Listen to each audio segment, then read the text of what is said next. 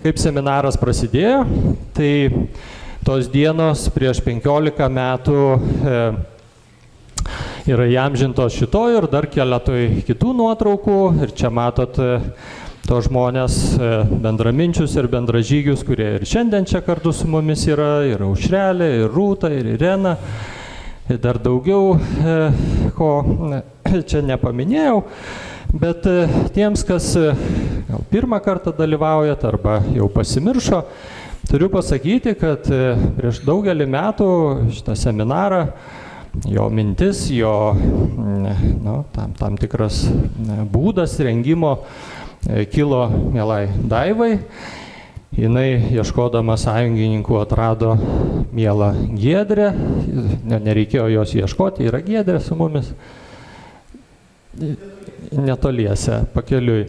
Va, tai taip susidarė toks branduolys. Jį buvo pakviesta profesorė Viktorija Daujotytė, kuri šiandien prie mūsų prisijungs.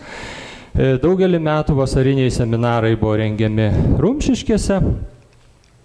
Žieminiai daugelį metų vyko Užutrakį. Tokie trumpesni, bet siekiant, kad nebūtų pamestas siūlas, pamesta gija. Labai smagu ir būtina pabrėžti, kad nuo pirmųjų renginių mus palaikė mūsų bendradarbiai, kitų sričių, kitų institucijų žmonės, akademijos žmonės. Ir visiems jiems didelis nuoširdus ačiū. Ir jau daugelį metų seminarus noriai atvažiuoja ir čia irgi randa savo įkvėpimo žmonės, kurie susiję su kultūra, kiti galbūt visai dirba kitus darbus, tačiau brangina, vertina tai, kas mūsų prigimtiniai kultūrai svarbu, savita ir mūsų visus stiprina. Tai šitus kelis dalykus jums pasakau, norėdamas dar kartą priminti, kad seminaras yra 25-asis. Jisai nebuvo kažkaip tai atskirai sugalvotas, ieškom, galvojam, kokiais būdais, kokius žmonės, bet mintis pagrindinė, kad galėtume dalintis tais tyrimais arba atkreipdėmėsi į tas temas, kurios šiandien yra tiesiog mūsų darbotvarkėje, mūsų prigimtinės kultūros tyrėjų akiratyje. Ir čia jau pereinu prie pranešimo. Labai džiugu, kad šalia manęs sėdi ir bičiulė, ir bendradarbė, ir šitos vietos, ir šito krašto geriausia žinovė, daktarė Andra Simniškytė-Strimaitienė, Lietuvos istorijos institute dirbanti ir dėstanti Vilniaus universitete. Ir galvodamas, kas galėtų taip aptarti arba padėti ir jums klausantiem labiau suprasti, tai prisiminęs Andrą neabejojau, kad mes rasim bendrą kalbą. Va. Tai aš tada ir pradėsiu, žvilgčiodamas į laikrodį. Bet savo pavadinimu pasirinkęs klausimą apie ontologinio posūkio galimybę, aš vis dėlto turiu pradėti iš toliau ir pirmiausia glaustai apžvelgti Lietuvos archeologijos ištakas, kaip mokslo, tam tikrą jo raidą. Ta padaręs, pereisiu prie ontologinio posūkio ir pabaigsiu jau keliais konkrečiais pavyzdžiais, kaip tas posūkis galėtų pasireikšti ir kur jis mus atvestų. Ta archeologijos mokslo raida per pirmą 100 metų yra panaši į jau iki tol kelis amžius vykusios mūsų šalies kolonizacijos tęsinį ir plėtinį, kuris siekia prasiskverbti į pačių giliausių priešistorės kertelių, klasifikuoti radinius, artefaktus ir bendrai visą mūsų paveldą pagal tam tikrus modelius, kurie kyla iš vyraujančių kultūros kategorijų. Remiantis pačiu pirmuoju pradedančios tyrėjos Lauritos Olekaitės darbu, per visą šį laikotarpį, tai yra 19 amžių, pirmiausia, Lietuva buvo tarytum neveiksni. Lietuvos senienos buvo renkamos, aprašomos, vertinamos, tačiau jų reikšmė arba joms reikšmė suteikiama iš Rusijos imperijos institucijom atstovaujančių mokslininkų ir praktikų.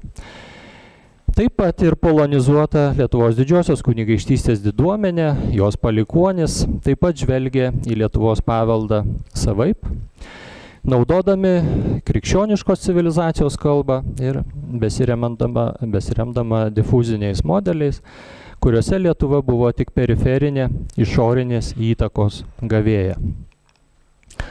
Antai, XIX amžiaus pradžioje žemaičių bajoras Dionizas Poška į senovės lietuvius žvelgė kaip į kitus. Savęs netapatino su jais. Atitinkamai į senovės lietuvių paveldą žvelgė kaip į mažiau vertingą, juk tai esanti pagoniška praeitis. Norėdamas jam priklausančioje žemėje augantį baublių vadinamą šventąjį ąžuolą išsaugoti, taip vėliau Dionizas Poška pasiteisins, jisai baublį nukirto ir įrengė savo sodybos kieme kaip kabinetą. Na, čia ir matot tą nuotrauką darytą dar prieš Pirmą pasaulinį karą. Be to, šiam archeologijos pirmeiviui, tai yra Poškai, buvo svarbu pabrėžti, kokia sena yra krikščionybė, lyginant su tuo, kad lietuviai ir žemaičiai Jogailos laikais ėmė savo stabmeldystės kratytis. Čia Poško žodžiai.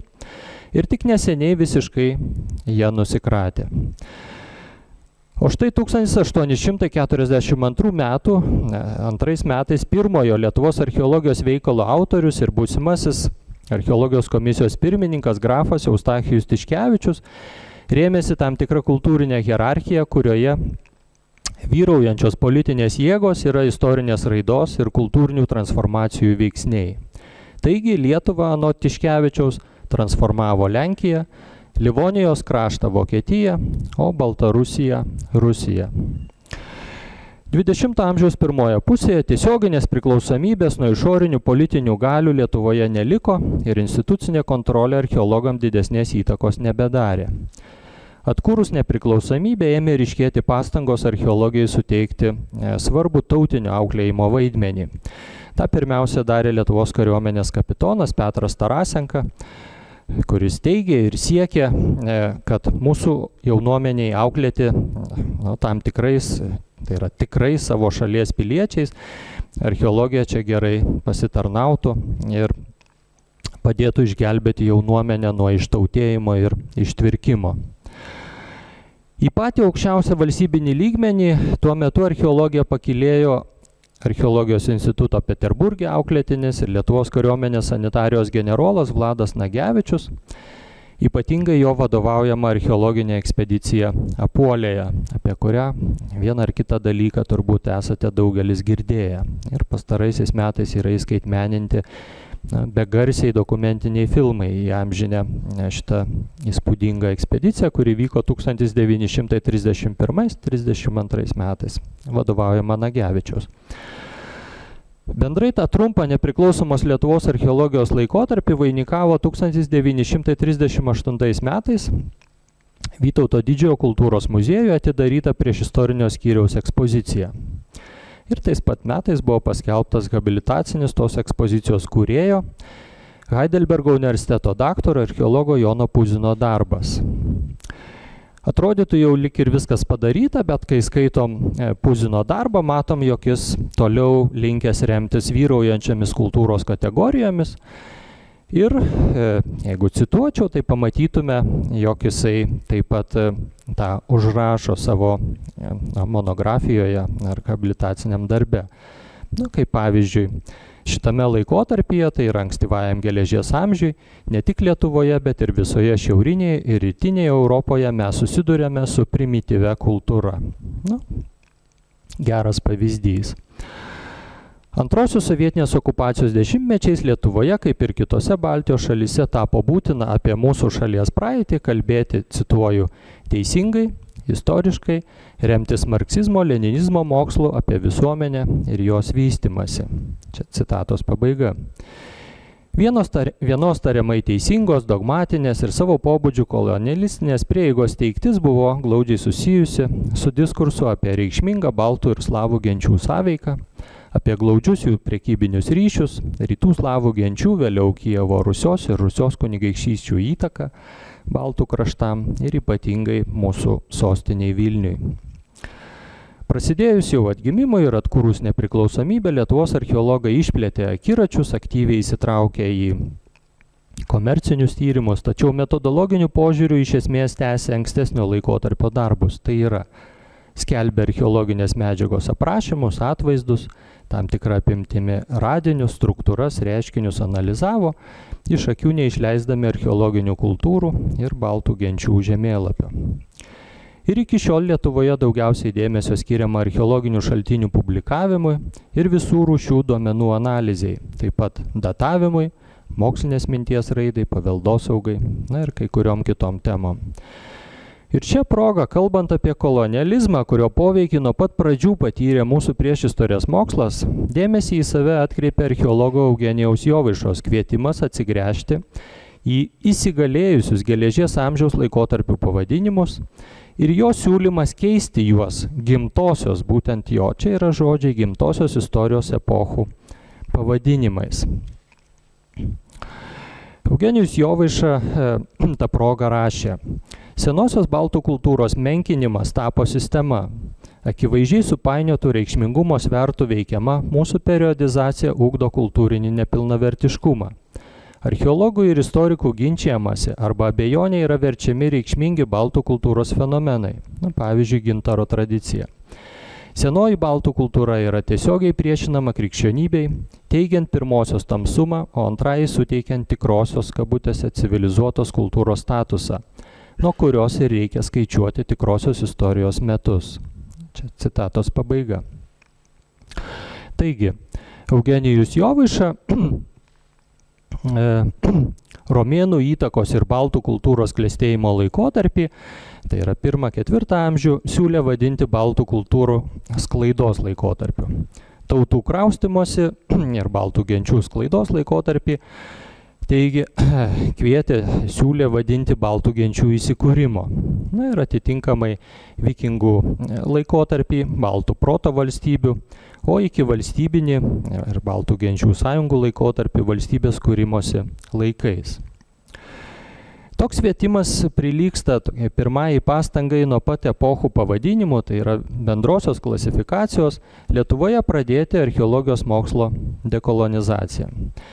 Prie Jovaišos siūlymų savo monografijoje stabtelėjo kita vyriausios kartos lietuvių archeologė Audronė Bliujienė, nesuprasdama, kodėl toks klausimas apskritai buvo iškeltas. Jai liko neaišku, cituoju, kodėl visapusiškas kultūrų palyginimas turėtų ar galėtų sukelti tariamą nevisavertiškumo jausmą. Toliau tęsiu jos citatą. Mokslo prasme, perdėtas baltiškumo iškėlimas į pirmą vietą vienareikšmiškai vertintinas neigiamai, nes tai niekas daugiau kaip pseudoetninis patriotizmas, rašė Audronė Bliujienė. Na, ir sukėlė nemažą diskusiją. Vienu ar kitu būdu kolonializmas Lietuvos archeologijai pasireiškia iki šiol. Tiesa, jis nėra aktualijų skiltyje, nes tyrėjų dėmesys iš esmės nukreiptas į kitus klausimus, metodologinius ir kitus.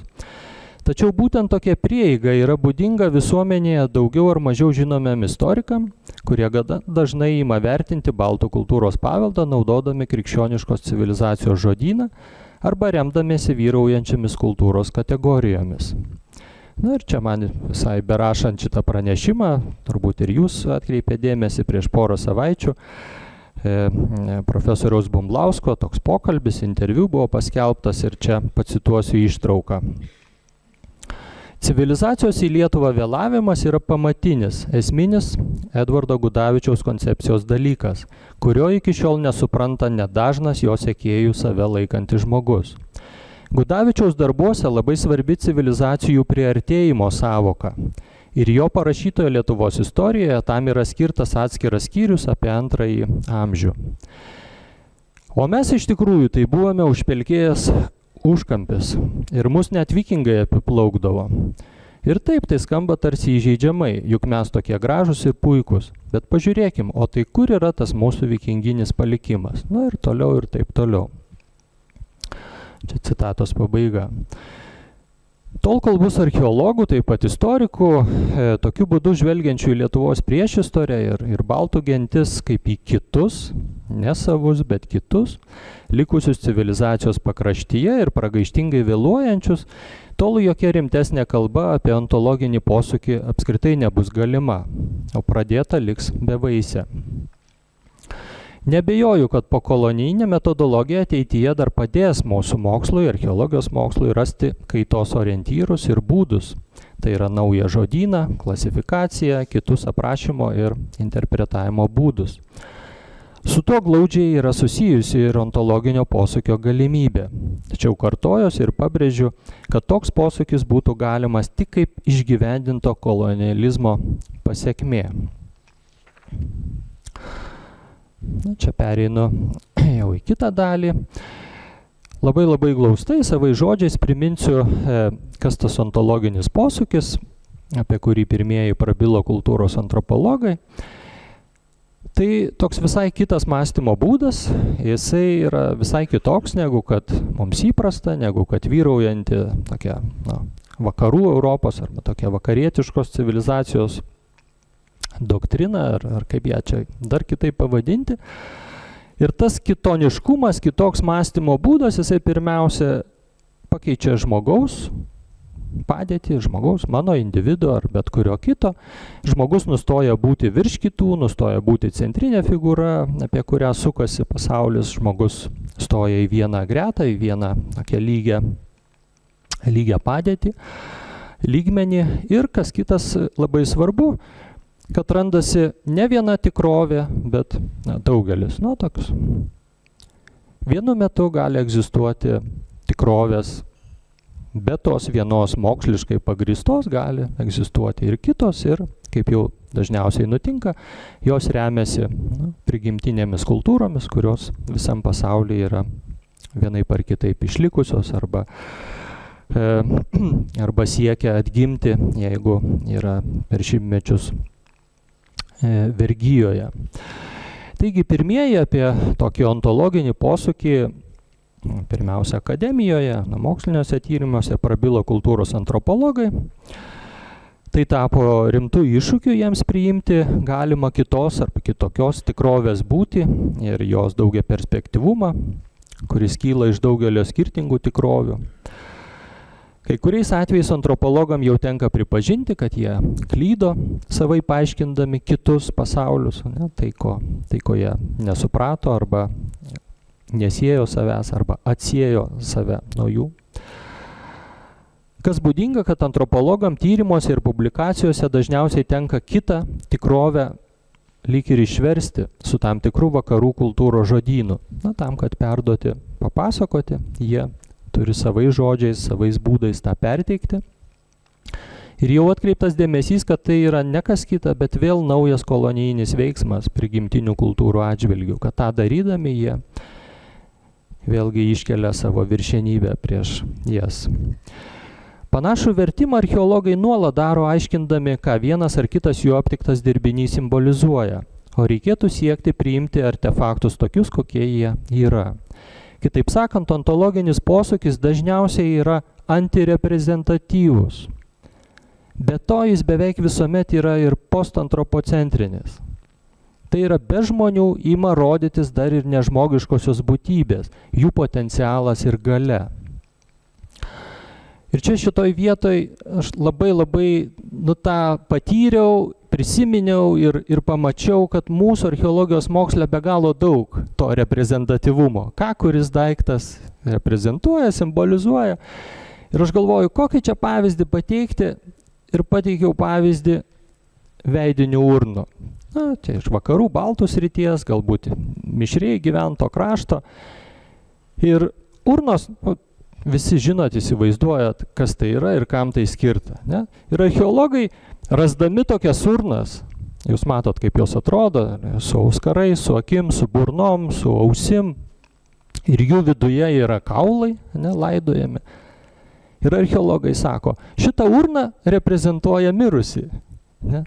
Bet šita urna yra pagaminta taip, kad jinai būtų tas mirusysis. Čia yra mirusysis po to, kai yra suberti palaikai, po to, kai jie yra palaidomi. Tai va toks labai ryškus pavyzdys, kad mes turėtume nustoti sakyti, šita urna reprezentuoja mirusį. Šitam cikle, šitam rato, šitoj daly, tai yra mirusysis. Jo yra tokia išvaizda, jo yra toks pavidalas. Ir man atrodo, žinoma, čia toks pirmas pavyzdys, bet gerai pagalvojus, tokių rastume daug dalykų, kur mes sakom, čia simbolizuoja, taip atsargiai, kad tik tai neištarti, kad tik tai nenueiti kažkur tai į neakademiškumą. Ne?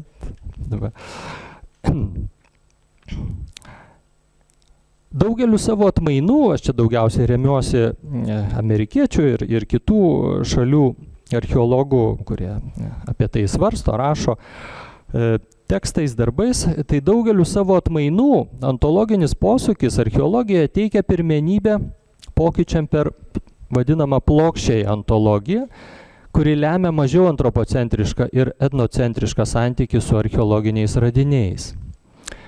Ta plokščioji ontologija, joje norima pabrėžti, kad žmonės, gyvūnai, pastatai, puodų šukės, visa tai egzistuoja vienodame, tame pačiame lygyje ir žmogus jokių būdų, žmogus kaip archeologas arba tas priešistorės žmogus jokių būdų nėra iškeltas aukščiau. Tokie labai įspūdingi pavyzdžiai, kuomet kasinėjami laidojimo paminklai ir kaip ten į surastą akmenį žvelgiama kaip į nežmogišką būtybę, bet ne į tiesiog kaip akmenį, kaip geologinę uolieną.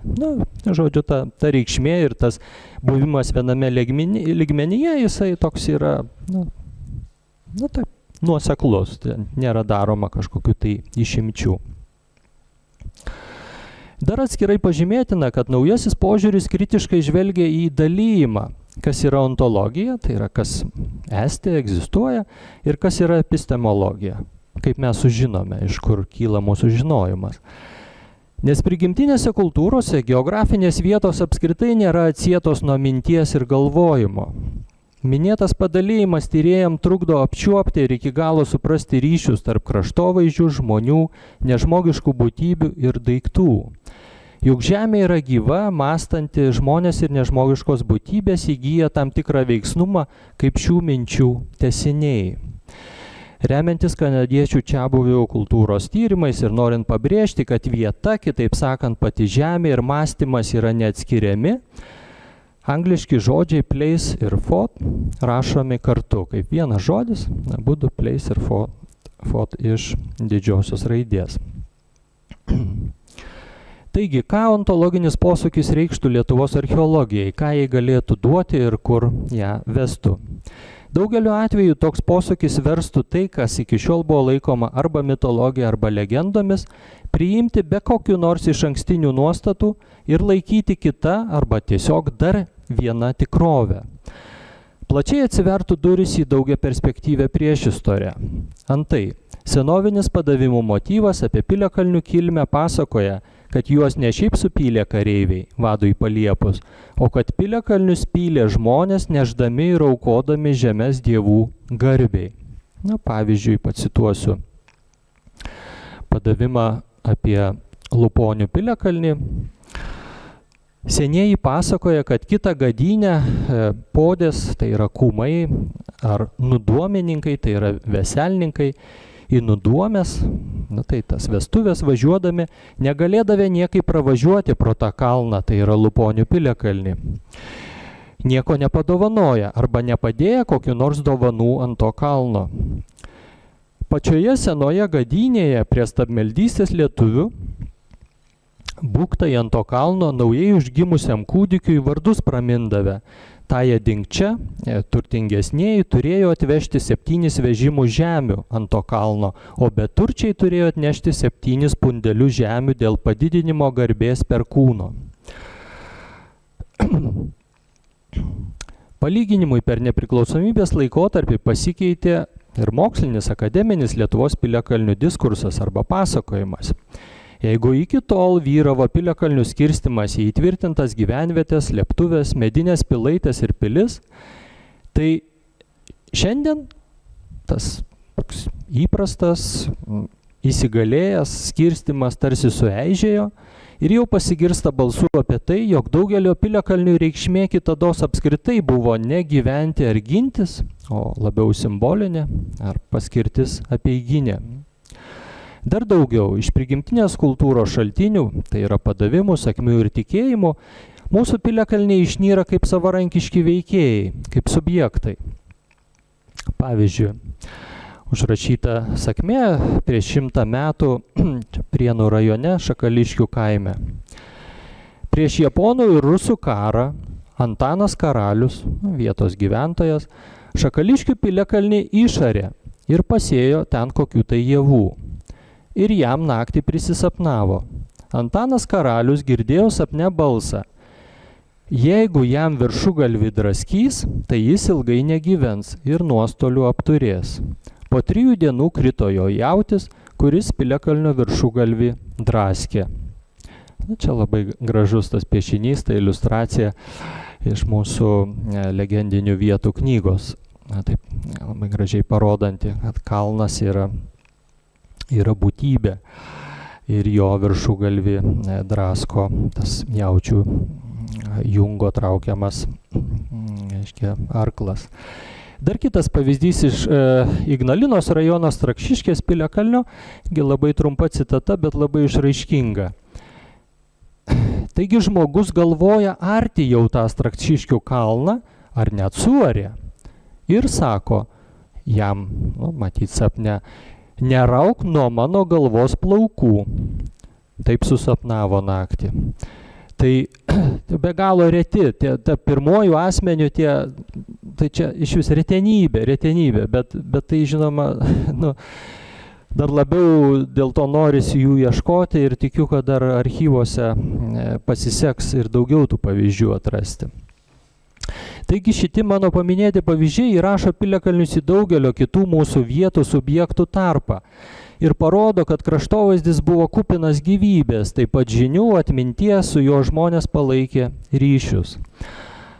Pavyzdžiui, iš Lucionių Vilniaus rajone esančios konglomerato uolos besisunkiantis gyvybės vanduo, pasakojama vienam aklam seneliui, ieškojusiam čia sveikatos, tarė, citata, daug žmonių aš išgydžiau ir dar būčiau gydęs, bet jau pradėjau ir šunis manimi gydyti. Nuo to laiko aš būsiu paprastu vandeniu. Citatos pabaiga. Arba siekiančiam išmatuoti Kaukinio ežero Kaišiadorių rajone gylį, vyrui naktį sapne ežeras pasakė, jeigu nori mane išmatuoti, tai aš kasmet imsiu po žmogų. Skandinsiu auką. Čia ir daugiau tokių yra pavyzdžių. Bet nuo vietų dar prie radinių, prie artefaktų. Archeologija be jų neįsivaizduojama. Iš XIX amžiaus ypač gausų liudijimų apie senovę, vietas, radinius, ką apie tai žinojo ir suprato žmonės. Bene labiausiai buvo pastebimi visuotinai perkūno kulkomis vadinami akmeniniai kirviai. Juos valstiečiai dažnai rasdavo savo daržuose, laukuose, rečiau ganyklose, šlapynėse ir atradę saugodavo. Šios radinius lydėjo senas ir gilus įsitikinimas, kad tai Dievo perkūno kulkos. Atsižvelgdami į poreikius, radėjai kulkas vertino kaip apsaugą teikiančius daiktus arba gydymo priemonės. Čia pacituosiu vieną sakmę. Užrašyta prieš 100 metų, čia Dusetų apylinkėse. Tai buvo 1915 metų Liepos 20-ąją. Po smarkios audros su perkūnija Kanapeckienė Bileišių kaime išėjo daržan skilti lapų, batvinių. Beskindama pamatė prie savęs perkūno įtrenktą žilvytį, o po žilvyčių rado juodą glūdinto akmens kirvuką. Kanapeckienė jį dar šiltą paėmus ir drebėdama, bijodama parnešė namo. Laikė kaip didžiausią vaistą. Nuo to tas perkūno kirvelis visame Bileišių kaime buvo vartojamas kaip vaistas. Jei atsirasdavo ant tešmens karvėms karpų, patrindavo to kirbeliu karpas ir jo nunykdavo. Ir tikrai visi tiki, kad kirvelis turi gydomąją galią. Už tai labai sunku jį išgauti. Čia mokytojas rašo. Tik Lapienio vaikai, kurie lankė pas mane mokyklą, paėmė nuo bobų slapta ir man įteikė 1927 m. kovo 10 d. Žemaičių bajoras, dailininkas ir archeologas Tadas Daugirdas iš lenkiškos diduomenės perėjęs į lietuvių tautinio atgimimo veikėjų gretas, apie Perkūno kulkas mums paliko vertingą ir išraiškingą liudijimą. Norėjęs savo kolekcijoje turėti akmeninių kirvių, kokių buvo matęs iliustracijose, Daugirdas jų niekaip negalėjo rasti, nes valstiečiai nesuprato, ko iš jų norima, apie ką klausiama. Čia citata. Aš klausinėjau apie akmeninius plaktukus, kirvelius, kirvius ar pleištus ir kiekvienas paklaustasis taip išpūsdavo akis, žiūrėdavo į mane taip, tarsi aš klausčiau apie dalyką, kuris net negali egzistuoti. Ir tik po to, kaip Mečislovas Davainis Silvestraitis paaiškino, kad ieškomi dirbiniai žmonių yra vadinami Perkūno kulkomis, Daugirdas jų atrado tiek daug, kad per trumpą laiką savo rinkinį turėjo 138. Beje, tyrinėtojas taip pat patikslino, kad Perkūno kulkomis Žemaitijos gyventojai vadina bet kokį išgludinto akmens pagamintą įrankį, tiek kirvelius su skėle kotų, tiek pleištus, kaltus, buožes ir panašiai. Kad įsivaizduotumėte, apie ką kalbam, tai atsivežiau 2 Perkūno kulkas. Va, tai vieną paleisim į vieną pusę, kitą į kitą. Tai ne. Va, viena yra su skyle kotui, kita yra įtveriamoji. Tai kita. Taigi, anuo metu Daugirdas žmonių klausinėjo ne tik apie radavietės ir aplinkybės, kaip radiniai Perkūno kulkos buvo surasti, bet taip pat apie tų Perkūno kulkų kilmę, saugojimą ir naudojimą. Tai čia dar paskaitysiu tokią ilgesnę citatą, vertimą, Daugirdas rašė lenkų kalbą. Tai apie tai, kaip jisai pristatė Perkūno kulkas, ką apie tai užrašė ir paskelbė. Perkūnas esantis danguje, prie savo juosmens iš abiejų pusių, ant 2 kanapinių kilpų turi pasikabinęs po 6 tokias kulkas. Kai jis pradeda smarkiai judėti, kas nutinka gana dažnai, nes jis yra ūmaus būdo, tos kulkos daužosi viena į kitą ir kelia griaustinį. Kaigi nutrūksta kilpos, kulkos krinta žemėn, tačiau niekada daugiau kaip viena vienu metu. Taip yra todėl, kad tą akimirką, kai virvelė nuplyšta, Perkūnas sugrebė 10 kulkų ant savo 10 pirštų. 11 suima delne ir tik ta 12 iškrenta į žemę. Krisdama į žemę, ta 12 kulka įkaista iki baltumo ir jeigu pataiko į pastatą, tai jį uždega. Kartais perkūnija būna sausa, tai yra nedeganti. Taip nutinka tada, kai krintančios Perkūno kulkos kelyje yra mažai debesų. Ir čia tokia išnaša Daugirdo. Susidomėjęs, kaip žmonės aiškina Perkūno kulkų įkaitimą krentant iš dangaus į žemę, aš pradėjau įvairiais būdais klausinėti apie to priežastį. Ypač prašiau kokiu nors įrodymu, kaip akmuo gali stipriai įkaisti vien dėl to, kad skrenda oru. Ir į tai aš gavau atsakymą, jog paraku iššauta kulka iš šautuvo taip pat skriedama įkaista. Ir jam buvo pasakyta. Tada tęsė Daugirdas, Perkūno kulka, nukritusi iš tokio aukščio, labai giliai įsminga į žemę, po 10 metų iškyla į paviršių ir žmonės jau ją gali rasti. Dar šiek tiek Tado Daugirdo citatos. Dažniausiai kirveliai, Perkūno kulkos mūsų kraštuose yra naudojami nuo vadinamų sausųjų skausmų. Tai yra raumenų, kaulų skausmų be kokių nors išorinių požymių. Tuomet skaudamos vietos yra trinamos kirveliu. Esant gumbam ir tinimam atsiradusiam nuo smūgio ar dėl kitų priežasčių, taip pat yra trinamos skaudamos vietos. Nuo dėglių yra duodama gerti nugramdyto akmens su degtinė. Arba yra kepinami lašiniai su to akmeniu, supilama į degtinę ir duodama gerti ligoniui. Sergant moterų krūtų ligomis ir galvijų tešmens ligomis taip pat yra trinama Perkūno kulka. Šio akmens milteliai barstomos žaizdos, tačiau tai nėra taip veiksminga kaip laimės papo, tai yra belemnito milteliai. Kirvelio turėjimas apskritai neša laimę tiek žmogui, tiek namams, kuriuose jis laikomas. Pakabintas prie audimo staklių, jisai teigiamai veikia audinio lygumą. Jeigu kubile sugedo raugas, lengviausia jį yra pataisyti įpylus verdančio vandens, į kurį vėliau įmetama ugnyje įkaitinta perkūno kulka. Padėtas po pirmojų pastato vainikų, užkištas už gegnės ar net padėtas ant lango, kirvis namus saugo nuo žaibo smūgio. Jeigu velnias kokioje arklydėje naktimis jodo arkliais, tai patikimiausia priemonė to atsikratyti yra padėti perkūno kulką po ėdžiomis arba pakabinti ją ant ten esančių kopėčių. Čia citatos pabaiga. Sumokėdamas didesnę ar mažesnę pinigų sumą, Daugirdas perkūno kulkas nupirkdavo į savo rinkinį.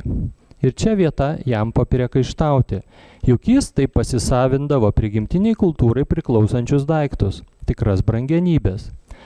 Tačiau kitu ir dar ryškesniu kolonializmo pavyzdžiu gali būti tokio pat pobūdžio kunigo Juozapo Žiogo veikla 20 amžiaus pradžioje. Nėra jokių duomenų, kad Žiogas už perkūno kulkas jų radėjam ir saugotojam būtų mokėjęs pinigus, o paimdamas arba priimdamas iš jų įtveriamuosius ir su skylėmis kotui kirvius, o taip pat kaltus, buožės, verpstelius ir dar kitų formų perkūno kulkas, Žiogas nutraukdavo žmonių ryšį su senovės vaizdiniais ir papročiais. Žiogas tuo metu, kai surinko didžiąją savo kolekcijos dalį, dirbo čia Gaidės Rimšės Ignalinos rajono čia šiauriniam pakrašty, tokiuose labai nuošaliuose ir labai tokiuose užsikonservavusiuose vietovėse. Tai nereikia stebėtis, kad jo parapijiečiai jam suneždavo tiek daug radinių, tiek daug perkūno kulkų, kaip šiuo atveju išgražos išgręžus skylę akmenyje ir čia tos kolekcijos nuotraukų yra daugiau, čia paties Žiogo yra darytos tos nuotraukos ir sprendžiant iš to, kokius radinius jisai gaudavo, mes labai galim tiksliai ateityje pasakyti, į ką žmonės atkreipdavo dėmesį, ką jie paimdavo iš lauko į kišenę, kam jie teikia reikšmę kokią nors. Nes daugelio radinių nėra pas Žiogą, bet dalis, ir čia pavyzdžiui šiti verpsteliai, bet ne tik verpsteliai, matom, net iš vis be skylės, be išgražos, reiškia rutuliukus, bet reiškia žmonės, tikėtina pirmiausiai moteris, teikia šitiem randamiem, kaip jos pavadinti, verpsteliai, karoliai, kažkokie tai akmenėliai, teikia didelę reikšmę, o kunigas Žiogas ar iš sakyklos, ar taip bendraudamas sako, atneškit man juos, atneškit, aš renku. Pagaunat mintį? Taip kaip savo laiku ten išsami buvo surinkti būgnai apeiginiai ir panašiai. Tie dalykai, kurie prigimtiniai kultūrai yra labai brangus, jie tampa mokslo tyrimo objektų ir perkeliami į muziejų saugyklas ir užrakinami po užraktu. Ir baigdamas, žinoma, pirmiausia, savo keliu klausimą apie tai, ar ontologinis posūkis, apimdamas daugelį, ne vien mano paminėtus čia aspektus, neišderintų Lietuvos archeologijos kaip mokslo apskritai. Ir kas atsitiktų, jeigu tai įvyktų? Ar ontologinis posūkis nesugrąžintų archeologų prie grynojo aprašymo? O gal tai kaip tik išvaduotų tyrėjus ir būsimą istoriografiją išvertinamojo požiūrio gniaužtų? Šie klausimai lieka atviri, bet džiaugiuosi, kad turėjau galimybę juos čia jums klausant iškelti. Tai ačiū už dėmesį. Tai labą dieną visi, mane pristatė, ar aš teisingai kalbu? Pristatė, aš esu archeologė Andra Simniškytė Tyrimaitienė. Galvojau, man formaliai reiktų pristatyti ir Vykintą, bet jūs visi puikiai jį pažįstate, aš tik tai apsiribosiu tuo, kad jis yra mano mielas kolega iš darbo Lietuvos istorijos instituto laikų. Ir būdama čia aš jaudinuosi dėl dviejų priežasčių. Tai viena priežastis yra ta, kad iš esmės šitos apylinkės tai yra mano užgimimas ir realiai prieš 20 daugiau metų anapus tvenkinio gyvenom kasinėdami Juodonių piliakalnį. Vykintas irgi dalyvavo ne vienoje ekspedicijoje ir minėdamas Žiogą aš prisiminiau, kad mes Kubiliškius tyrinėjom ir radom berods Žiogo iškastą tuščią kapą, tik tai kaukolė buvo, vadinasi, viskas nukeliavo jau į jo kolekciją. Kita priežastis yra ta, kad aš ateinu iš tos vadinamos akademinės, mokslinės, empirinės, tradicinės archeologijos, iš tos kietosios mokslo srities. Ir dėl to nesijaučiu visiškai laisva kalbėdama apie ontologiją. Aš ateinu iš tos srities, iš kurios Vykintas kaip ir bando lyg sukti. Tai gerai, tai ar blogai, gal mūsų diskusijoje ir pasirodys, nes vis viena tas posūkis, jisai gali būti prasmingas vienu ar kitu atveju ir tą reiktų išdiskutuoti. Galbūt mane ir pasikvietė dėl to, kad atstovaudama tą akademinę kietąją archeologiją, taip vadinasi kietoji, nes kita yra minkštoji, soft archeologija. Tai gal kažkokį tai balansą galima atrasti. Aš atstovausiu tos akademinės bendruomenės požiūrį ir į tuos siūlymus sukti.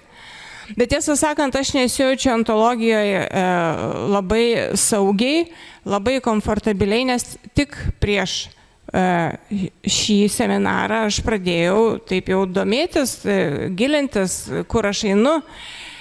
Ir pasirodė, kad yra ne vienas ontologinis posūkis. Aš net susirašiau, yra visai eilė giminingų krypčių su savo pavadinimais: veikėjo tinklo teorija, įsipainiojimas, simetrinė archeologija, naujieji materializmai, asembliažinis mąstymas. Ir visos tos kryptis, jos pristato save kaip esančios skirtingomis. Mano tokių mėgėjiškų požiūrių jos man ganėtinai vienodos yra. Bet joms visoms rūpi klausimas, tai yra toks rūpestis, kad į žmonių ir nežmonių santykius, į tą negyvą aplinką, ką mes vadinam daiktais, kraštovaizdžiais, paminklais ir panašiai, jie žiūri ne kaip į žmogaus veiklos pėdsakus, bet kaip į kažkokį tai santykių tinklą lygiaverčių partnerių, kur tie negyvieji daiktai, jie yra lygiaverčiai su žmogumi ir turi galią, turi poveikį, turi agentiškumą, lygiai taip pat kaip žmogus. Tai yra jau nebe žmogus, yra pasaulio bamba. Tai iš esmės man tai kaip tos akademinės archeologijos atstovai įdomu, kur mus nuvestų, kaip Vykintas ir kelia tą klausimą, kur mus nuvestų ontologinis posūkis. Kiek jisai yra prasmingas, kokiomis sąlygomis, kiek mes galim paaukoti iš to mokslo būtent tam posūkiui. Tai čia tiek apie mano supratimą, kur aš atsiradau ir aš nežinau, gal greitosiomis kas nors salėje turi kažkokio tai trumpą konkretų klausimą, kur norėtų užduoti ir tada, jeigu tokių nėra, galim į gilesnės diskusijas nerti. Legendinių vietų knygą, kurią parengėm kartu su Daiva, bet reikėtų ieškoti man. Aš jo niekada nesu matęs, to dailininko, ir Ir savotiškai įdomu buvo, nes jisai kaip ir nematydamas, nesutikdamas, siunčiau jam tekstus ir jisai, reiškia, piešė, iliustravo. Tai man atrodo, ta viena iš sėkmingiausių ir buvo ta iliustracija.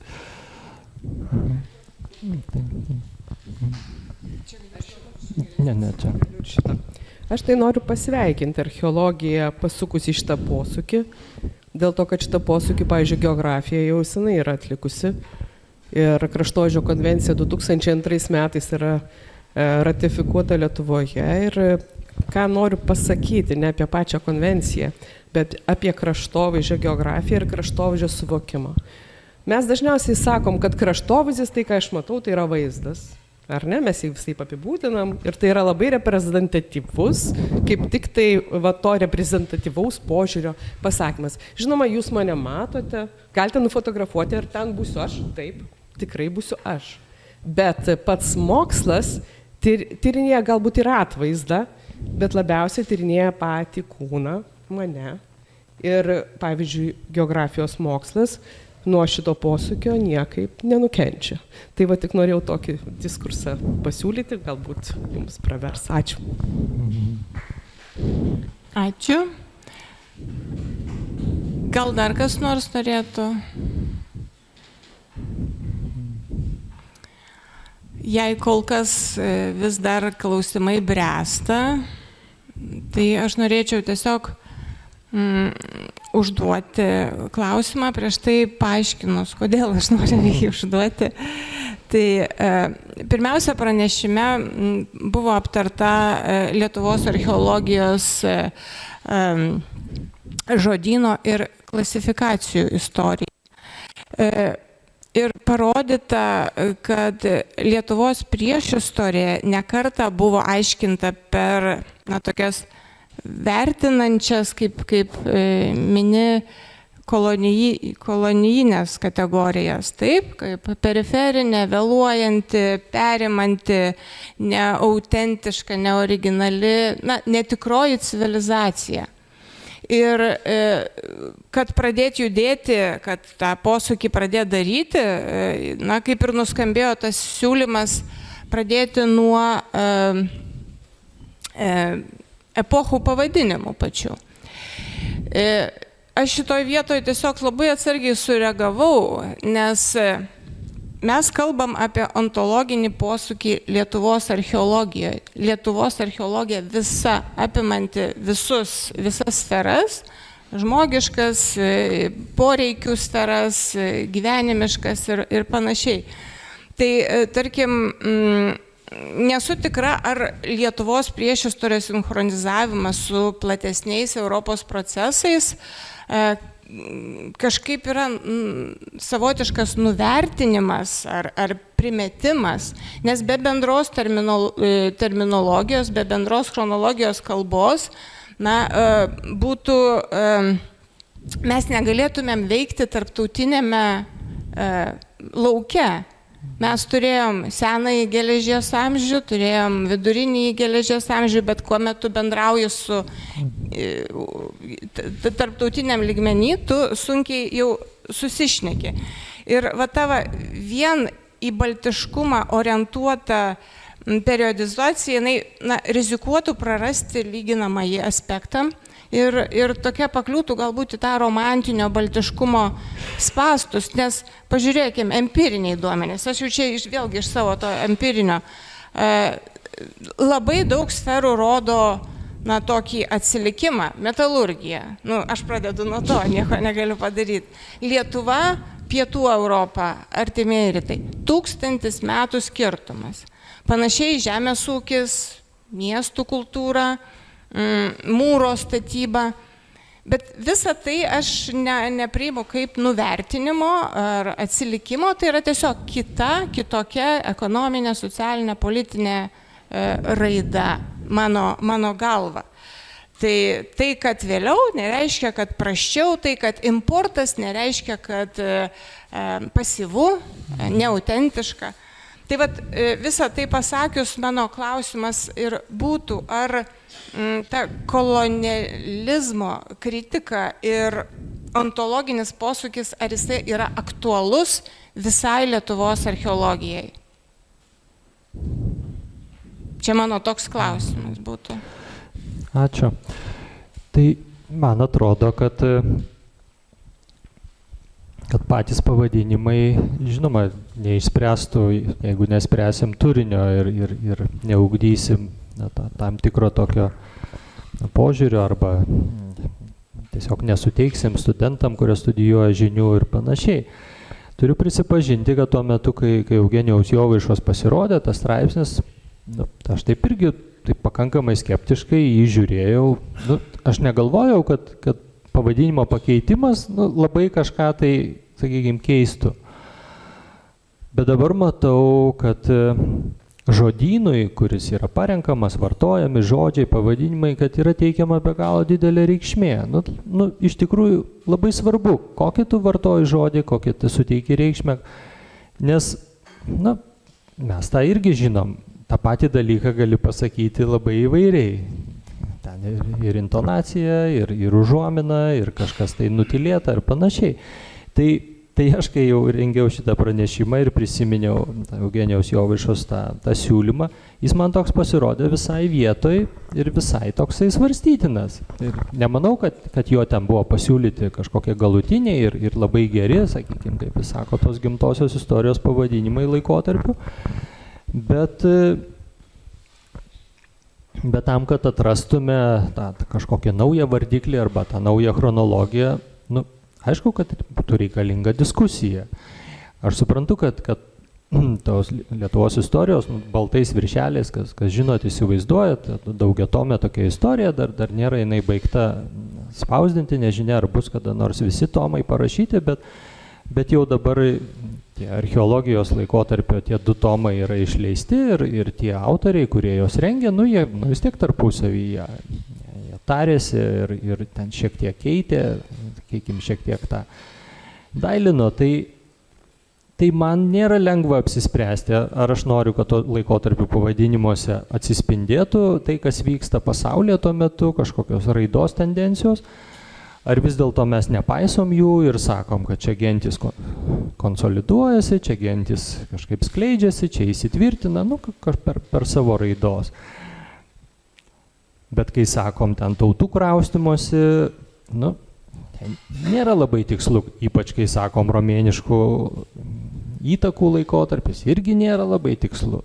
Kaip ir tikslu, bet kartu nenusako mūsų pačių savasties. Irgi tas, aš manau, kad prie to visai vertėtų sugrįžti. Lengviausia nieko nedaryti, sakant, kad, taigi čia pasaulinis mokslas, čia tai yra tokia chronologija, bet niekas mums netrukdo galvoti apie tai ir ypač kryptingai ieškoti, o kas vis dėlto buvo be tų romėniškų įtakų, kas buvo mūsų savita. Ir tie dabar vykstantys tyrimai, jie iš tikrųjų pateikia tikrai įspūdingą to pirmųjų amžių vaizdą ir mes daug daugiau žinom apie žmonės, apie gyvenseną ir nebejoju, kad dar ateityje dar daugiau sužinosim. Tai man atrodo, kad tas posūkis, jeigu galvot apie jį ir ugdyti žmonės, aiškinti jiem, pasakoti dalykus, skatinti juos pačius domėtis teoriją ir ontologinių posūkių konkrečiai, aš manau, kad per 10-metį, galbūt truputį ilgiau užtruktų, atsirastų tokia dar visai kita nuostata archeologijoje. Ir aš manau, kad jinai tokia svarbi, reikšminga. Dabar Eugenijus Jovaiša, būkim atviri, toks, marginalizuojamas.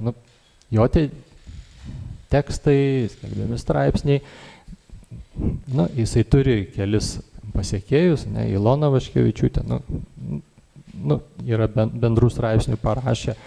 Aš čia taip mėginu prisiminti, bet daugiau jisai tokio neturi palaikymo ir nėra jokios diskusijos, yra tik tai toksai pasikeitimas šūviais. Ir tas nesuteikia kažkokiu tai papildomų verčių. Tai ačiū už tavo poziciją. Man visiems atrodo, kad tas toks naudojimas tarptautinių terminų, tarptautinių procesų matymas, jisai tiesiog padeda labiau susikalbėti tarp skirtingų šalių atstovų, be papildomo paaiškinimo, ką mes turime omenyje, vartodami savo vietinę tokią periodizaciją. Tai arba jinai turėtų būti labai išdirbta, kad apimtų visas sferas ir kad joje atsispindėtų viskas. Na, paprastai tokios jos dažniausiai būna neutralios. Tai tiesiog, nežinau, kol kas aš kol kas nemačiau problemų, kaip Bliujienė, kad mes vartojam būtent terminus, kurie sieja mūsų istorinį procesą su europiniu, su bent jau artimiausių kraštų, kad mes galėtumėm susikalbėti, apie kurį laikotarpį kalbam. Tai nevertinančia prasme, ne kaip vertinančia kategorija, bet tiesiog susikalbėjimo įrankis. Bet man atrodo labai svarbus yra 13-14 amžiaus klausimas, kad mes esam visiškai saviti, visiškai unikalūs ir mes didelę dalim diktuojam madas ir mes esam Lietuvos didžioji kunigaikštystė. Ir niekas pagal mūsų Lietuvos didžiąją kunigaikštystę savo laikotarpiu nepasivadina, bet lieka viduramžiais. Jeigu mes sakom viduramžiai, visada turim skliaustuose rašyti lietuviškieji viduramžiai, nes jie labai skiriasi nuo europietiškų viduramžių. Ir čia mes patenkame tokius spastus, mes turim visą teisę kalbėti. Mes esam didžioji kunigaikštystė, mes esam išskirtiniai, mes esam valdomi ne popiežiaus karūnuoto karaliaus, bet esam valdomi savo viešpačio. Ne? Ir tada tos kitos ontologijos, ne, čia jūs kažkur tai esat pakrašty civilizacijų, ne?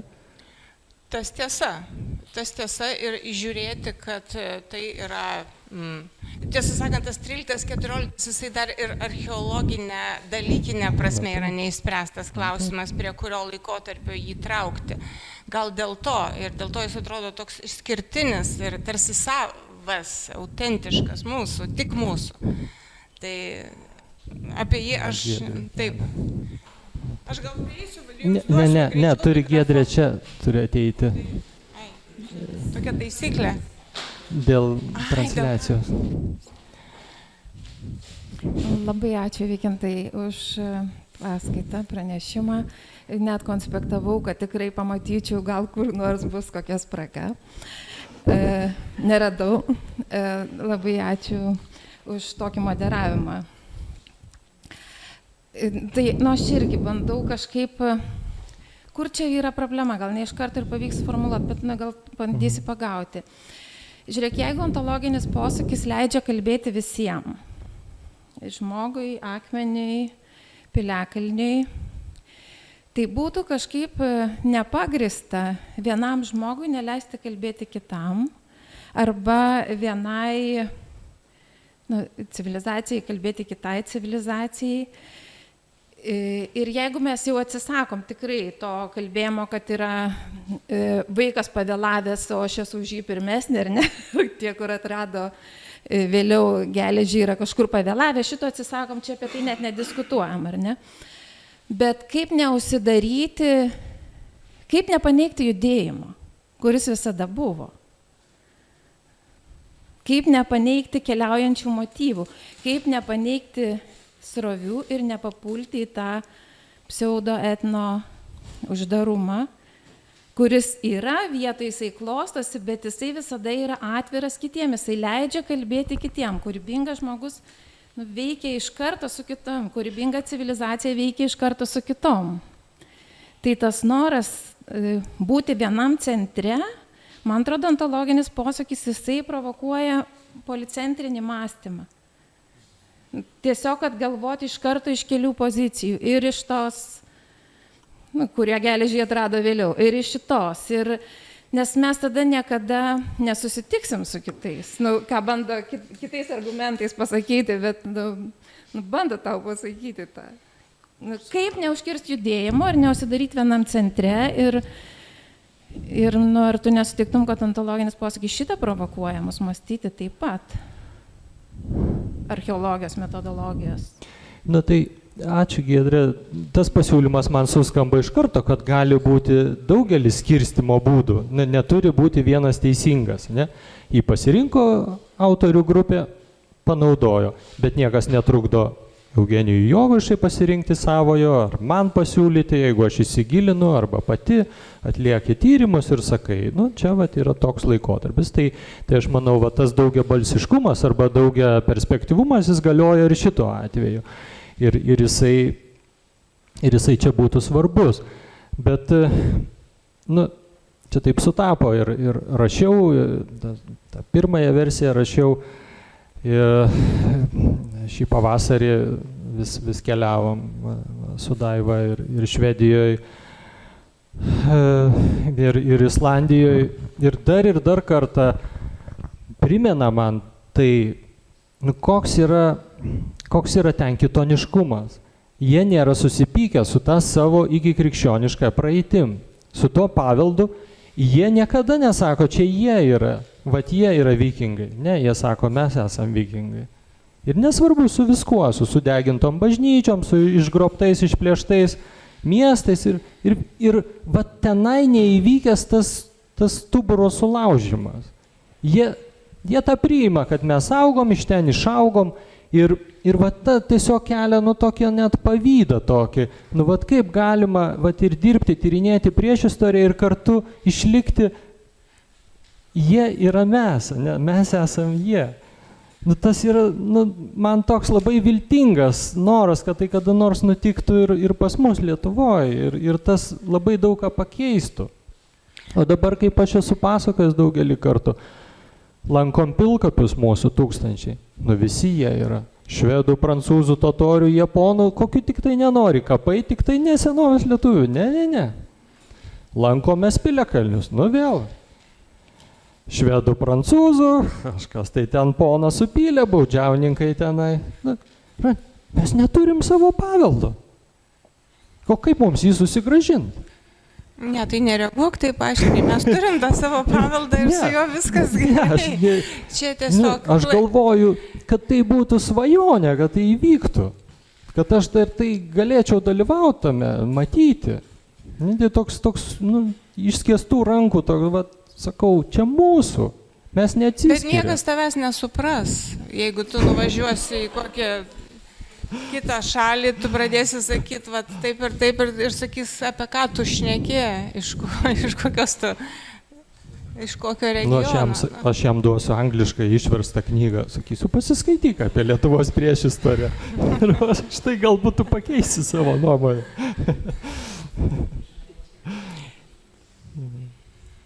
Taip, tai tu lieki prie tos pozicijos, aš kaip ir kol kas lieku prie anos pozicijos, prie tos dabar gyvuojančios akademiniai visuomeniai. Jeigu sakai, kad Jovaiša marginalizuotas, tai kol kas man priimtina tai, gal mes per,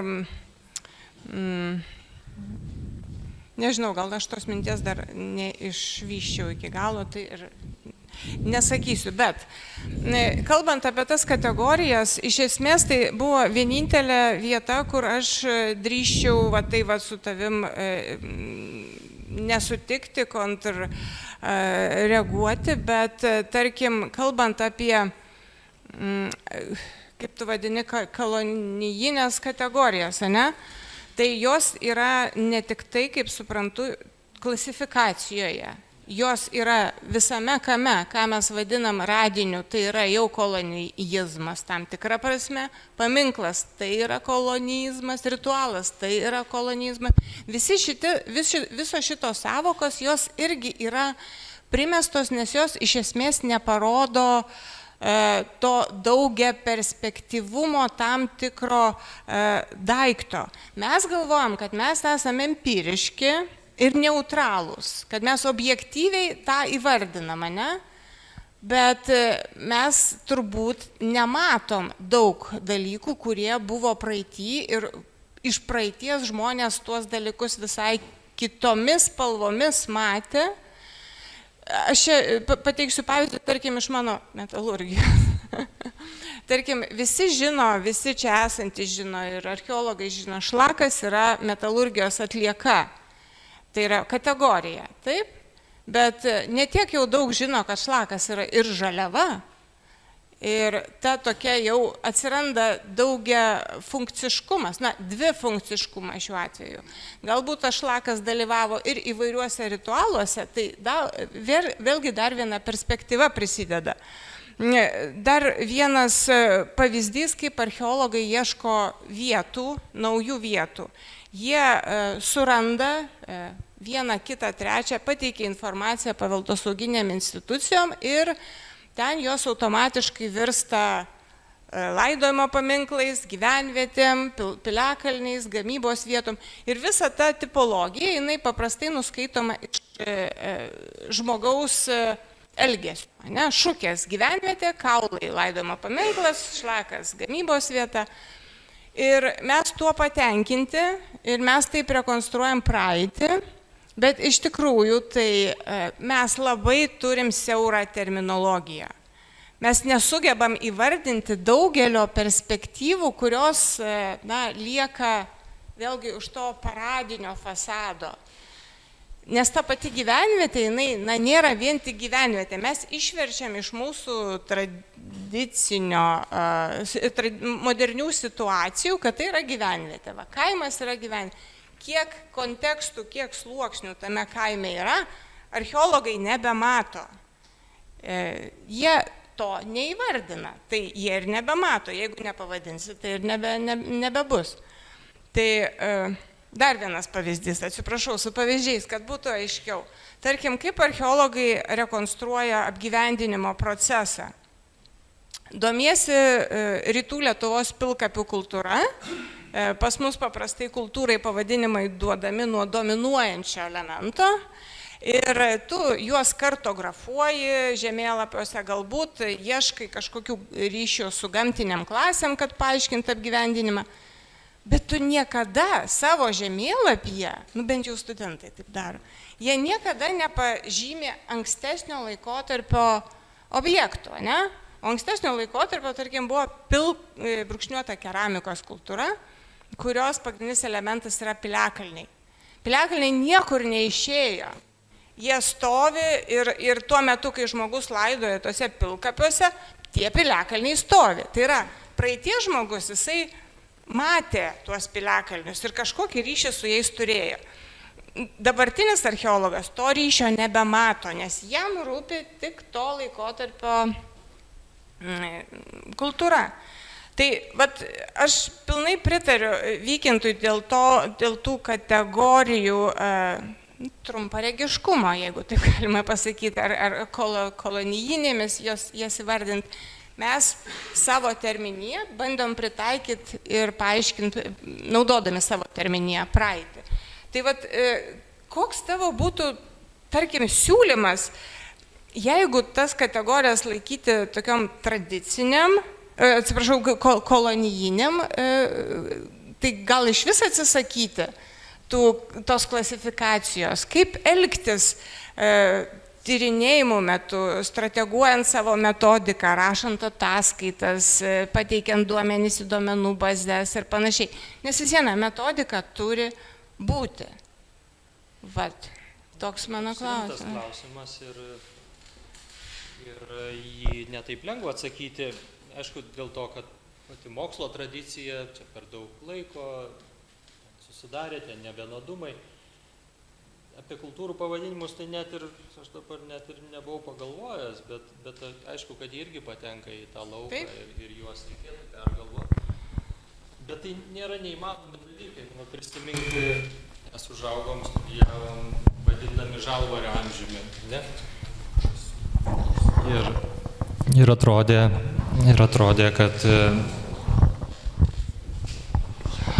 kad Žalvario amžius bus ir bus. Bet žiūrėk, nereikėjo ne 10 metų ir pakeitė. Ir bronzos amžius įsivyravo ir niekas nesuka dėl to galvos. Tai ta kaitos galimybė manęs visai negazdina. Ir aš manau, kad jinai tikrai galėtume apie tai galvoti, bet man už vis labiau norėtųsi, kad mūsų bendruomenės, archeologų bendruomenės nariai, kad jie įsileistų tas interpretacijas gilesnės, kad jie įgytų daugiau teorinių žinių. Ir aš puikiai prisimenu ir tikiu, kad pati irgi prisimeni, kaip vyko tas lūžis iš tos senosios, dar sovietinės okupacijos archeologijos, jisai užsitęsė. Ir kaip mūsų vyresnieji kolegos, kaip jie šaipydavosi iš teoretikų ir vis dar irgi girdisi iš tų vyriausios kartos archeologų, kaip jie, tiesiog kaip su kokia panieka, su pašaipa, čia tas, žodžiu, teorija, ne? Bet kas man labiausiai užstrigo, pirmas, kuris pasakė, kad Lietuvos archeologija, žodžiu, turi rimtų bėdų, tai buvo žvilgsnis iš šalies, ne, Raimundo Sidrio. Tokio žmogaus, kuris iš Jungtinių valstijų atvažiavęs čia, toks kupinas entuzijazmo, tokio amerikietiško entuzijazmo, galvoja, aš pasakysiu, įvardinsiu, kur yra ligos. Importavo požiūrį. Ir jisai tokį nedidelį tyrimą padarė, parašė tokį straipsnį ir tas straipsnis be galo užgavo. Čia vyriausios kartos archeologus, žinoma, jam buvo atsakyta.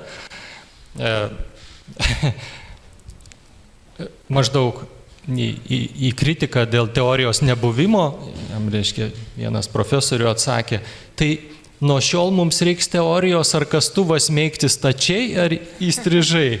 Reiškia, įsivaizduoja tokį, žodžiu, susidariusią. Bet kas man labiausiai įstrigo, atsakydamas į Raimundo Sidrio kritiką, reiškia, profesorius Michelbertas kalbėjo apie tai, kad mes Lietuvoje neturim teoretiko, archeologo. Paskui vėl kita proga, tada turbūt Audronė Bliujienė rašo, mes neturim Lietuvoje archeologo teoretiko. Ir aš galvoju, o tai kodėl mums moksle reikia vieno teoretiko? Taigi kiekvienas mokslininkas turi domėti savarankiškai teorijomis ir jas taikyti. Kodėl turi kažkoks vienas teoretikas, kaip švyturys, kiekvienam pasakyti, kur ta teorija čia pasitinka ar netinka. Įsivaizduoju, koks buvo supratimas, kad turi būti vienas, kuris kleistų teoriją visiems. Užuot patys savarankiškai skaitę, galvoja, domėjasi. Tai mano tokia didžiausia viltis ir linkėjimas būtų, kad pradėtų ne nuo to, kad spjauna, arba sakytų neskanu, net neparagavę. Bent kažką taip. Paskaitytų, pagalvotų. Turim Hoderį lietuvių kalbą. Taip, jisai nelengvas tekstas. Bet dabar, ir kitų autorių irgi tekstai yra. Bet tiesiog, kaip užkeikti. Ir jeigu, kada nors ateitų tas noras, daugiau, ne vien tik tai daiktas, ne vien tik tai, jo išmatavimas, ne vien tik tai jo amžius, tai tas suteiktų, be galo tokio įdomumo, tokio postūmį tokiam mūsų mokslui. Audris dar nori terptis. Taip. Įsiterpsiu jūsų diskusiją. Visų pirma, kaip Azijos tyrinėtojas, aš noriu paantrinti, pritarti kolonializmo didžiai įtakai, pritarti, kad jinai neišvengiamai egzistavo ir dar tebeveikia. Prisiminkim, kad vakarietiškos periodizacijos istoriografinės buvo mechaniškai perkeliamos į Indijos, Kinijos istorijos tyrinėjimo lauką ir ką daro dabar indai, kinai, japonai ir kiti, jie bando laipsniškai vaduotis iš tų primestų schemų. Nes jie buvo pradėję žiūrėti savo kultūrą, kultūrinę istoriją per vakarietiškus akinius ir tą visą lingvistinį aparatą. Bet aš ne apie tai, aš vis dėlto noriu sugrįžti prie to, ką Giedrė kalbėjo, sugrįžti galbūt prie tokios daugiau kritikos, ontologinio posūkio, nes mes girdime paprastai entuziazmo, labai daug palaikymo, bet, turbūt žinom, kas ir su antropologija susipažinę, kad yra pakankamai didelė ir opozicija tarp antropologų ir ne tik dėl to, kad konstruojamas pliuralistinis pasaulio modelis, juk kalbama, kad yra daug tikrovių ir ne tik daug tikrovių, daug epistemologijų, daug suvokimo būdų, daug artikuliavimo, to suvokimo formų ir būdų. Taigi iš esmės mes kalbam apie, filosofijoje atsiranda tokia savoka kaip daugybinis racionalumas arba įvairialypis racionalumas, įvairialypiai racionalumai, galima taip sakyti, multiple rationalities arba alternatyvūs racionalumai. Tačiau man atrodo, kad staiga išeiti iš mūsų kultūros dabarties ir modernybės suformuoto pasaulio matymo ir racionalizavimo nėra taip paprasta. Faktiškai, neįmanoma, ko gero. Tai kaip mums dabar pažvelgti į kitas tikrovės? Kitų subjektų tikrovės, nesvarbu ar piliakalnio, ar medžio. Mano supratimu, vienintelis būdas yra pripažinti, kad mūsų episteminiai modeliai, jie nėra vieninteliai įmanomi, nėra vieninteliai teisingi, bet kita vertus daryti prielaidą, kad gali būti ir kitoks aiškinimas. Proceso, ten kokio šamaniško veiksmo, bandymas jį interpretuoti ne vien tik per mūsų schemas. O vien daryti tokią prielaidą reiškia išeiti iš griežto vieno racionalumo ir jau pereiti bent jau į kažkokį etapinį, hibridinį racionalumą. Kai tu mastai savo įprastom kultūriniam epistemologiniam savokom, racionalizavimo būdais, bet tu jau darai prielaidą, kad ir taip gali būti. Aš manau, kad kiekvienas iš mūsų tą hibridinį racionalumą turim. Galim būti labai kieti fizikai, tuo pat metu tikėti į mergelės Marijos paėmimą į dangų su kūnu. Tai čia jau hibridinis racionalumas iš esmės, kai tarsi vienas kitam prieštaraujantis modeliai. Tai aš tiesiog formuluoju klausimą. Kaip pačiam atrodo, tas hibridinis mąstymas, ar jisai kalbant apie archeologiją ir apie įvairius objektus įmanomas ir prasmingas? Ačiū, Audriu. Man atrodo, kad labai patraukliai skamba, bent jau kaip pastanga, kaip pradžia. Ir dabar man dingtelėjo, kad ir mūsų prigimtinės kultūros seminaruose, vienam iš pirmųjų seminarų, gal kraštovaizdžiui skirtam, aš irgi labai trūko man žinojimo ir aš visai apie tai galvojau, čia yra, žodžiu, eminis ir žodžiu, toks jau vidinis, kaip prigimtinis žinojimas, o čia ateini toks kaip tyrinėtojas, maždaug užmeti jau čia tinklą, kažkokias tai kamanas, apynasrį ir man jau tada galvojant, labai, kaip buvo gaila dėl to, kas yra išsaugota prigimtinės kultūros, ten konkrečiai tokie bendriniai kraštovaizdžio dalelių pavadinimai, ten ar kauprelės, ar ten kokios ten lomelės, ar duburėliai, ten ar, kaip, žodžiu, toks pasakymas, tokie visiškai neklasifikuojantis, bet toks iš patirties, iš buvimo, tai jau tada aš apie tai galvojau, bet kaip archeologijoje, kuri, tokia pakankamai pas mus tokia, kieta tokia, ne? Tai tu, jeigu pradėsi ten ataskaitoj, ten labai ten aprašinėti savo santykį su akmeniu, neaišku, kaip mokslinė archeologijos komisija, kaip ten tą ataskaitą, kad ten priims, nepriims, čia reikalingas platesnis toksai, parengimas ir čia nelabai gali juokauti, nes tiesiog gali iškristi iš akademijos ir tiesiog būti pašalintas. Bet pati mintis, man atrodo, pasiūlymas tai svarbus ir drąsinantis. Į eilę stovi. Tai, prie ko dabar priejot, tai labai susijęs su tuo mano klausimu, kuris čia kirbėjo, ar apskritai šis ontologinis posūkis nenaikintų paties mokslo, tos pačios archeologijos. Nes aš nelabai įsivaizduoju, kai iš tikrųjų prieini prie kalno kaip prie būtybės, kaip paskui tu dar gali jį tyrinėti. Taip kažkaip. Bet prisiminkim, kaip buvo surasti niekada nerasti mūsų sukilimo vadai. Žinai. Pats kalnas panoro nuslinkti. Atėjo tyrinėtojai, kurie ten čia tvirtinsim, armatūros, inkarai. Ir kas jiem atsiveria? Jiem atsiveria mūsų didvyriai. 20 sukilimo vadų, kurie buvo ieškomi per daugiau kaip 100 metų nesėkmingai. Kas tai yra? Žinai, kažkas pasakė stebuklas. Aš sakau, kalnas panorėjo būti tyrinėjamas. Nu, o kaip kitaip pavadinsi? Nes visos ekspedicijos iki tol buvo nesėkmingos. Bet, aš suprantu, kad tai nėra labai akademinis požiūris. Bet visumoj, tai jeigu tu susitari su ta vieta, tai tu tyrinėjai, tau sekasi. Ten viską tu randi. Ja.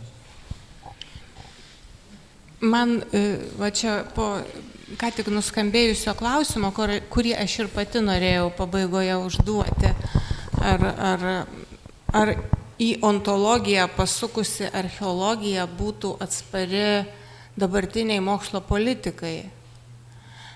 Nes mes žinom, kad dabar situacija yra tokia, tu rašai projektus, tu prašai finansavimo, tu privalai nusimatyti, iškelti aiškius klausimus, kuriuos tu turi atsakyti per 2-3 metus, labai greitas atsakymas su aiškia metodologija, rezultatas vėlgi turi būti aukšto reitingo žurnaluose skelbiamas, kažkokia technologinė galvot inovacija pasiekta.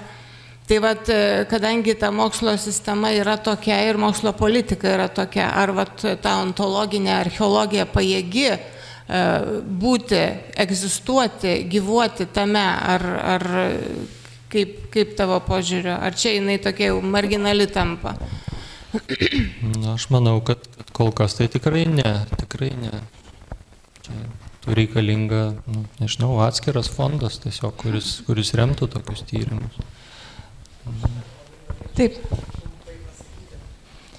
Aš tai labai matau tą sąveiką tarp mokslo ir tikrovės. Jeigu mes liekam tik moksle, viskas tinka, net ir taip, kaip yra. Bet jeigu mes norim tą paveldą tvarkyti tinkamai, mes turim surasti savo santykį su juo. Ir tada būtent šitas ontologinis požiūris, savęs supratimas vietovėje, konteksto įtraukimas ir sujungimas su radiniais, kurie iš tikrųjų diskursą ir formuoja, ir yra tas kelias, kuriuo mes turime eiti. Tai aš tai kažkaip palinkėčiau, kad liktų ir tradicinis, visiškai instrumentalus požiūris ir technologiškas, kuris yra būtinas absoliučiai. Tačiau tas pluralizmas, jisai tiesiog galėtų praturtinti ir ypač padėtų mums formuojant politiką, kaip toliau su ta vietovė elgtis, kaip ją reikia ar nereikia tvarkyti, saugoti, kaip galų gale tęsti ritualus ar atvirkščiai, net jų neturi būti. Tai va, toks gal būtų mano komentaras. Ačiū už komentarą. Dar... Tiesiog labai turiu trumpą pabaigos komentarą, kuris ko gero iliustruotų ir ontologinį posūkį archeologijoje ir tai, ką Vykintas minėjo. Perfrazuodamas garsią frazę, aš pasakyčiau taip: jeigu Vykintas neina prie kalno, tai kalnas ateis pas Vykintą.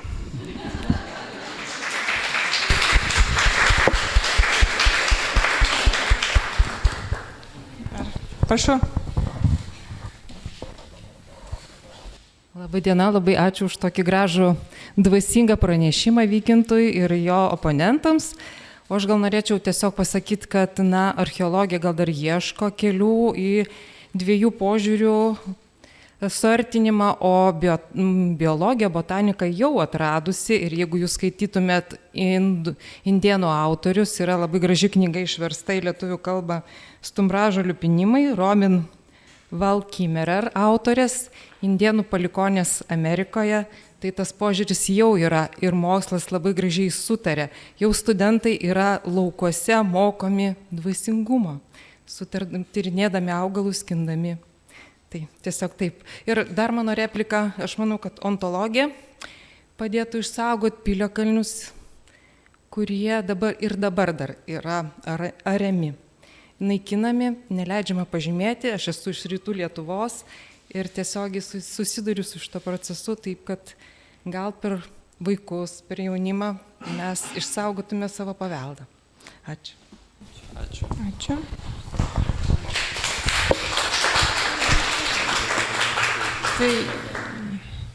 Tai turbūt jau laikas mums būtų baigti. Aš norėčiau pabaigti dar ir padėkoti Vykintui už tokį atvėrimą galimybės pasukti į ontologiją. Tiesa, ginčyčiausi su tais, kas sako, kad archeologija dar nepasukusi. Šiaip jau pasaulyje jinai tikrai pasukusi ir pilnai juda. Lietuvoje galbūt trūksta Vykintui komandos tokios, nes jis vienas, kaip vėliavnešys yra, o iš profesinės akademinės terpės, tų pasiekėjų nėra, stiprių pasiekėjų. Klausytojų tikrai yra daug, nes įtikina bet kurį turbūt. Bet stiprių pasiekėjų galbūt tas pagelbėtų. Ir labai noriu padėkoti už iškeltą klausimą ir pateiktą atsakymą, kuris yra labai sąžiningas, kur ontologija nuvestų. Nuvestų į daugia perspektyvę priešistorę. Nesutikčiau su tuo, kad tai turėtų būti pluralizmas. Ne, tai neturėtų būti pluralizmas. Tai turėtų būti priešistorės variantas pagrįstas tam tikrais, metodais, metodologija. Nes ontologija labai daug kelia klausimų ir gali pateikti daug atsakymų. Kas yra tarp jų? Tai turi būti tie būdai, kuriais yra siekiama. Nori, nenori, jeigu mes vadinam ontologinę archeologiją mokslu, turi turėti metodus. Neturi likti vien tik komentaru. Jeigu mes turim ambicijų pakelti į tą lygmenį. Bet tikrai labai ačiū ir šiaip jau kalbėdama apie tą tradicinį empirinį mokslą, iš kurios ateinu, tai aš tiesiog savo užduočiau klausimą, ką mes, tikrieji archeologai, ką mes prarandame, kai praeities pasaulius bandome aiškinti, pasakoti apie juos, remdamiesi savo modernę kalbą. Galbūt reiktų įsiklausyti į tai, ką mums kalba aplinka. Tai turbūt ir baigsime šią dalį sesijos.